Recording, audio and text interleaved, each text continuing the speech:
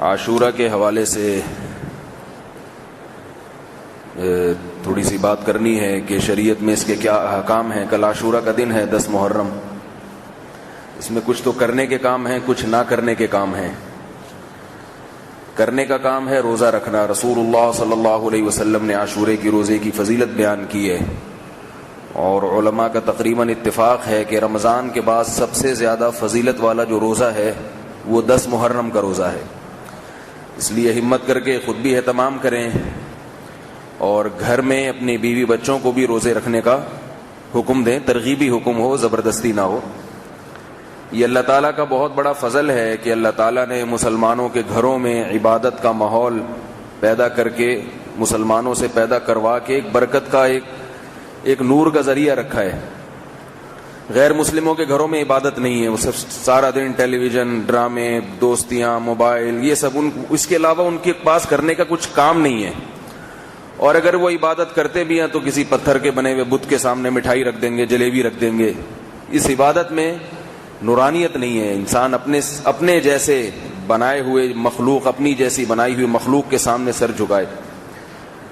میں ایسے گھروں کو جانتا ہوں جن میں پورے گھروں میں عبادت کا ماحول ہے.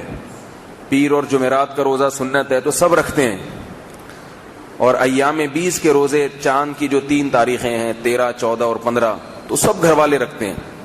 تو آپ سوچیں کتنا اچھا گھر کا ماحول بنتا ہوگا. سب بچوں کا بھی روزہ ہو, شوہر کا بھی روزہ ہو, بیوی کا بھی روزہ ہو, اگر والدین رہتے ہیں ان کا بھی روزہ ہو. عربوں میں تو اس کا بہت رواج ہے. تو ہمیں بھی ان عبادات کو اپنے گھروں میں زندہ کرنا چاہیے. لیکن ہمارے ہاں کھانے پینے کی جتنی چیزیں ہیں اس میں سب گھر والے شریک ہوتے ہیں. جو عبادتیں جن کا کھانے پینے سے تعلق ہے اس میں سب بلا شرکت غیر, یعنی بلا تردد شریک ہوتے ہیں. اور جہاں روزے کی عبادت آئے گی, یا تہجد کی عبادت ہے, یا نوافل کی عبادت ہے, اس میں تھوڑا سا پیچھے رہتے ہیں. ابھی عاشورہ کے دن جو ہے کھانے پلانے کی بھی کچھ روایتیں ہیں. بعض روایتوں میں آتا ہے کہ عاشورہ کے دن دسترخوان وسیع کرو. تو پہلے تو میں اس مسئلے کی تھوڑی سی علمی تحقیق بیان کر دوں کہ مسئلہ کیا ہے عاشورہ کے دن دسترخوان وسیع کرنا.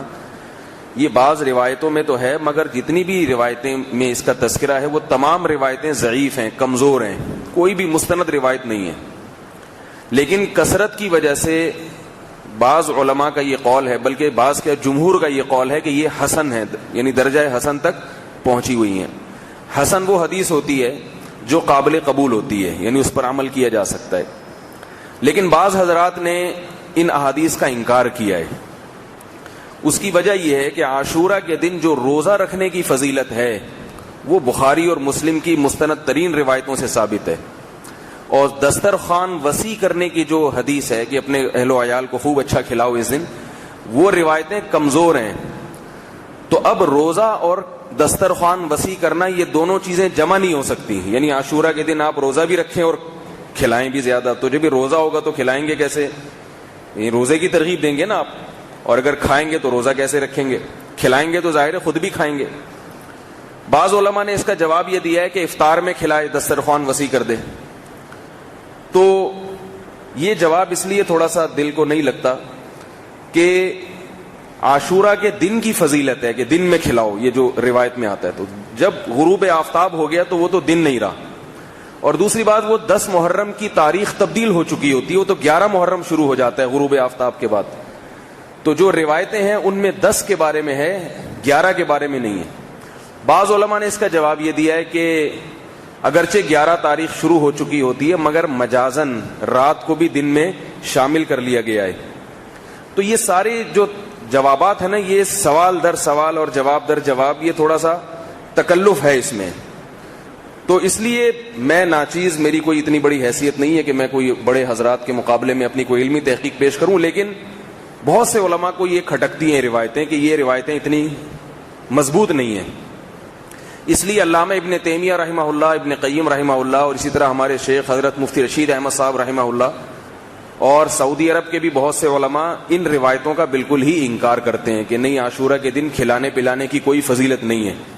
لیکن دوسری طرف بہت سارے علماء ہیں جن میں ہمارے اکابر بھی ہیں, حضرت مفتی تقی عثمانی صاحب بھی ہیں, اور بھی بہت سارے بڑے بڑے حضرات ہیں, وہ کہتے ہیں کہ روایتیں اتنی کمزور نہیں ہیں کہ ان کو بالکل ہی مسترد کر دیا جائے. تو وہ ان کی رائے ہے کہ نہیں, کھلا پلا سکتے ہیں افطار کے وقت میں, یا جن کا روزہ نہیں ہے ان کو دن میں کھلا دیں. تو جب ایسی صورت ہوتی ہے کہ دونوں طرف علماء کے قول ہوتے ہیں تو آپ کو جس کی رائے زیادہ صحیح لگے اس کو آپ فالو کر سکتے ہیں. تو بہتر یہی ہے کہ کھلانے پلانے کے بجائے روزے کو زیادہ فوکس کریں. اور اگر کھلانا پلانا ہی ہے تو افطار میں تو ویسے بھی اچھے کھانے کا انتظام کر لینا چاہیے. سمجھ رہے ہیں بات کو؟ جب آپ بچے روزہ رکھیں گے, گھر والے روزہ رکھیں گے, آپ بھی روزہ رکھیں گے, تو افطار کے وقت تو ویسے ہی بچوں کی حوصلہ افزائی کے لیے ان کو اچھا کھلا دینا چاہیے, افطار کی نیت سے کہ بھئی بچوں کی حوصلہ افزائی ہو جائے. بچوں کو اگر آپ بتائیں گے نا کہ بیٹا روزہ رکھو تو کل افطاری میں جلیبیاں لے کے آؤں گا اور یہ لے کر آؤں گا, تو بچے خوشی خوشی میں ویسے ہی رکھ لیتے ہیں. تو اس طرح سے افطار میں اگر آپ ان کو کھلا دیں تو کوئی حرج نہیں ہے. یہ تو ہے روزے سے متعلق. جل اللہ اللہ اللہ ما فی قلبی غیر اللہ اللہ اللہ